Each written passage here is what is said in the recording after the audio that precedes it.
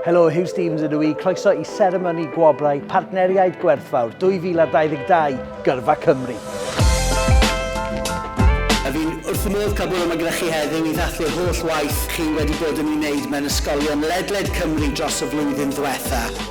Mae Gwobrau Partneriaid Gwerthfawr Gyrfa Cymru yn ffordd I ni gydnabod y cyfraniad gwych y mae cyflogwyr sydd wedi gweithio gyda ni yn ei wneud yn ysgogi ysgolion a phobl ifanc I ymgysylltu a byd gwaith.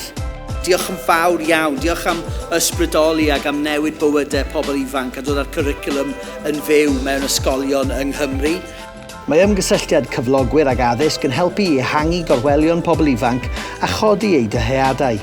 Mae'n cyffroi diddordeb pobl ifanc mewn pynciau, yn cynyddu cymhelliant, yn magu hyder ac yn gwella agweddau a dysgu, I gyd wrth herio stereoteipiau. Am fwy o wybodaeth, ewch I gyrfacymru.llyw.cymru.